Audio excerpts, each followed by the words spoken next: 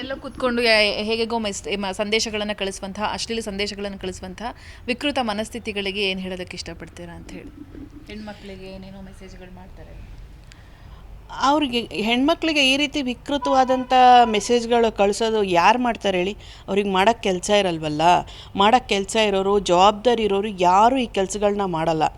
ಕೆಲಸ ಇಲ್ದಿರೋರೇ ಇದನ್ನು ಮಾಡೋದು. ಇದನ್ನು ಮಾಡೋ ಟೈಮನ್ನು ಅವ್ರ ಜೀವನಕ್ಕೆ ಏನು ಬೇಕು, ಅವ್ರ ಜೀವನಕ್ಕೆ ಏನು ದುಡಿಬೇಕು, ನಿಮ್ಮ ಜೀವನ ಕಟ್ಕೊಳ್ಳೋಕ್ಕಾಗಲಿ, ನಿಮ್ಮನ್ನು ನಂಬಿರೋರ ಜೀವನ ಕಟ್ಕೊಳ್ಳೋಕ್ಕಾಗಲಿ, ಅದನ್ನು ಹೆಂಗೆ ಇಂಪ್ರೂವ್ ಮಾಡ್ಕೊಳ್ಳೋಣ, ನಾವು ಹೆಂಗೆ ಬದುಕೋಣ ಸಮಾಜದಲ್ಲಿ, ಅದ್ರ ಬಗ್ಗೆ ಯೋಚನೆ ಮಾಡಿದ್ರೆ ಈ ಟೈಮ್ನ ಅವ್ರ ಜೀವನ ಉದ್ಧಾರ ಆಗುತ್ತೆ.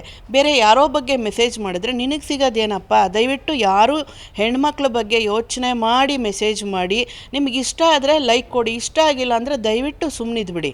ಈ ಥರ ಇನ್ಸಿಡೆಂಟ್ಗಳು ಕ್ರಿಯೇಟ್ ಆಗೋ ಥರ ದಯವಿಟ್ಟು ಮಾಡಬೇಡಿ. ಇದಕ್ಕೆ ಒಂದು ಸಮಾಜಕ್ಕೆ ಇದೊಂದು ಕೆಟ್ಟ ಚಾಳಿ ಆಗಿಬಿಟ್ಟಿದೆ. ಸೋಷಲ್ ಮೀಡಿಯಾ ಬಂದಿದೆ, ಸೋಷಲ್ ಮೀಡಿಯಾಯಿಂದ ತುಂಬ ಹೆಲ್ಪು ಆಗುತ್ತೆ, ಈ ಥರ ಪ್ರಾಬ್ಲಮ್ಸು ಆಗುತ್ತೆ ಬಿಕಾಸ್ ಆಫ್ ಈ ಥರ ಕಿಡಿಗೇಡಿಗಳಿರೋದ್ರಿಂದ ಅಲ್ವಾ? ದಯವಿಟ್ಟು ಈ ಥರ ಹೆಣ್ಮಕ್ಳಿಗೆ ಮೆಸೇಜ್ ಮಾಡೋಕ್ಕೆ ಮುಂಚೆ ನಿಮ್ಮನೇಲಿ ನೀವು ಬಂದಿರೋದು ಒಂದು ಹೆಣ್ಣು ತಾಯಿಯಿಂದ, ತಾಯಿ ಗರ್ಭದಿಂದ ತಾನೇ ನೀವು ಬಂದಿದ್ದೀರಾ.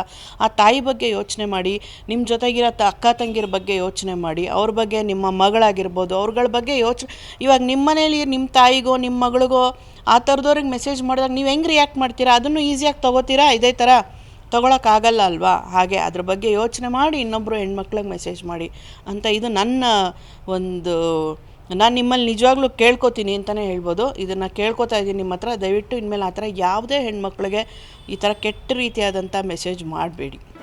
ಜಿ ಕನ್ನಡ ನ್ಯೂಸ್ ಈಗ ನಿಮ್ಮ ಮನೆಯಲ್ಲೇ ನೋಡಿ. ಎಲ್ಲ ಕೇಬಲ್ಗಳಲ್ಲಿ ಈಗ ಲಭ್ಯ.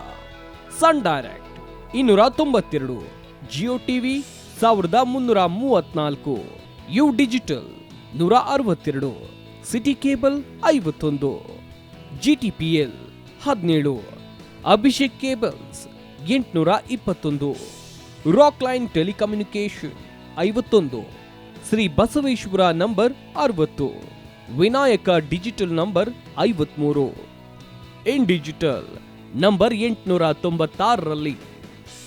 ನಿಮ್ಮಿಸ್ತದ ಜಿ ಕನ್ನಡ ನ್ಯೂಸ್ ನೋಡಿ ಆನಂದಿಸಿ.